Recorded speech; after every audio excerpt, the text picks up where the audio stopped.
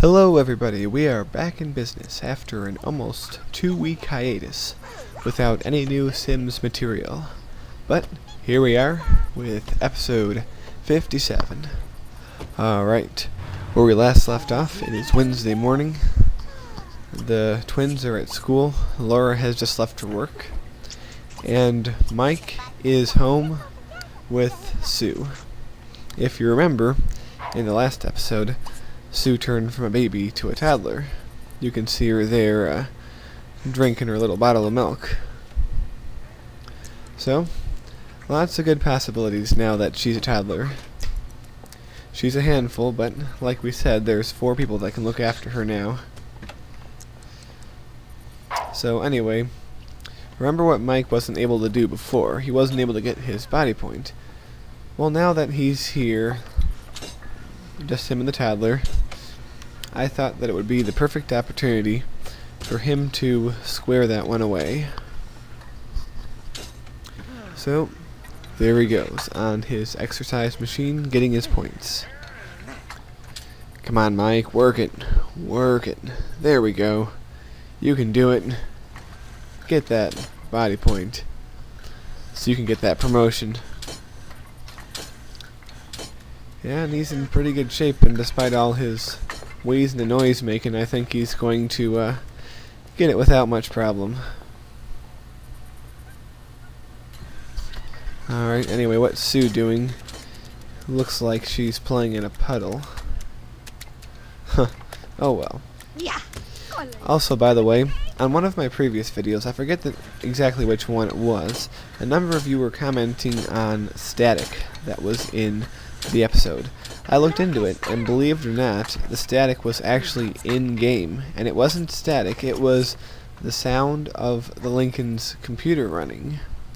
And the closer I get to it, the more you can hear it, and when I'm to the left or the right of the computer, you can hear it out of the left or right speaker if you're listening to this on headphones. So yes, that is actually an in-game sound of the Lincoln's computer, which apparently has a very dirty fan, and they really need to look into that.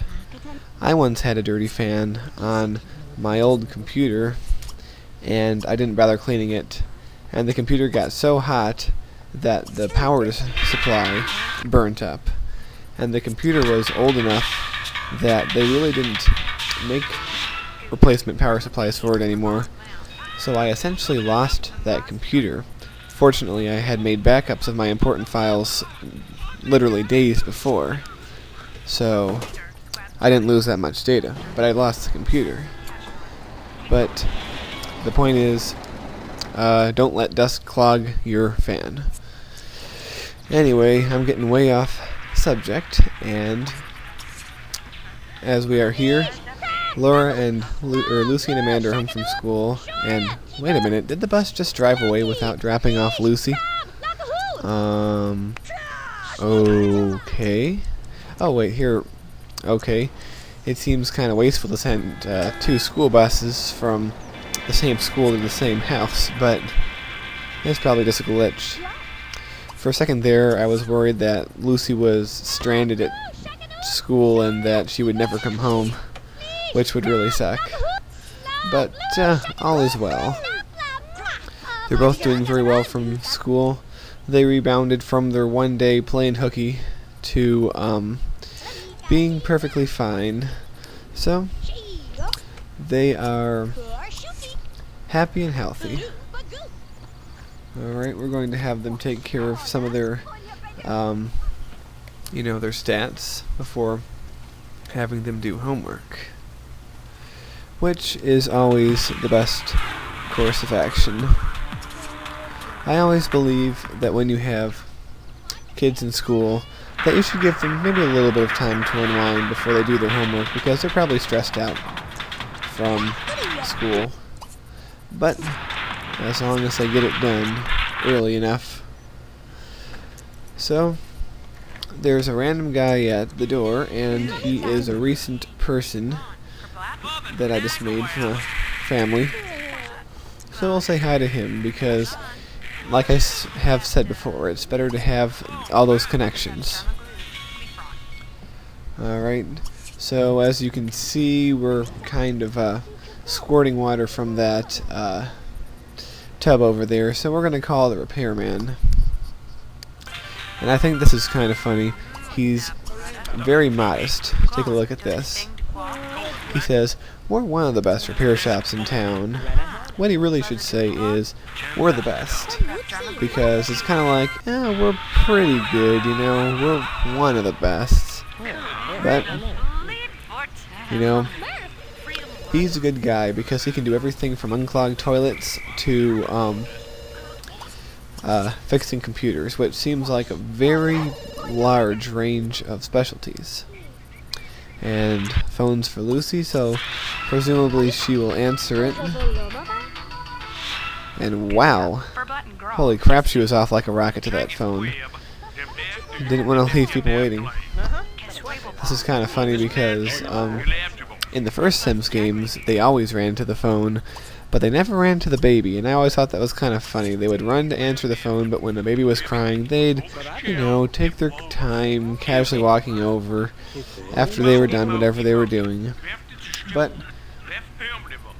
well, at least in The Sims 2, they don't run to the phone all the time, but they don't run to the baby either, but, it's alright. Right now it's somebody for Mike, so we'll have him take that after playing with Sue a little bit.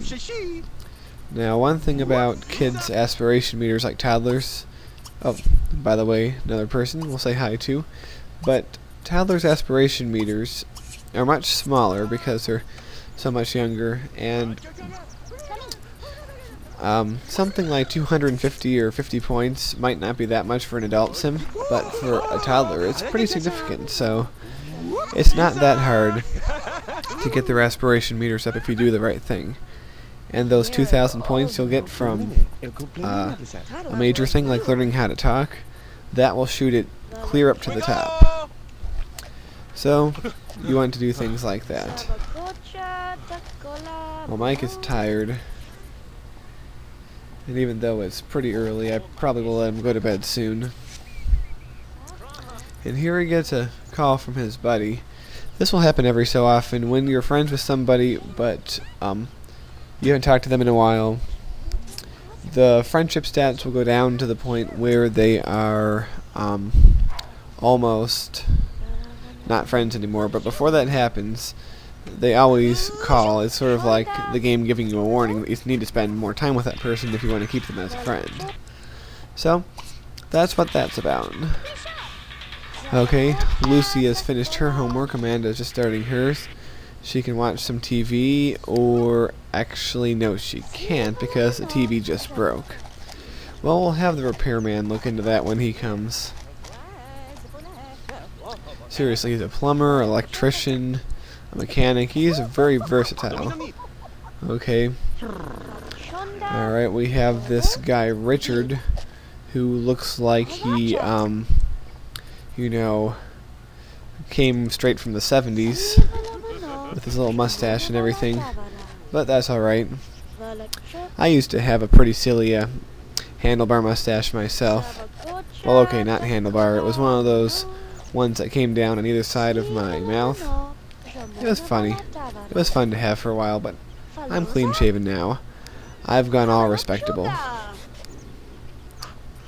But anyway, Amanda is done her homework. So, yeah, you really don't want anyone with any less than 3 mechanical points to repair anything. So she's just going to play on the computer. And Laura is home. She only needs 1 more cleaning point before she's in position for promotion. And, well, that's all for this episode. Hope you enjoyed it, and I'll see you next time.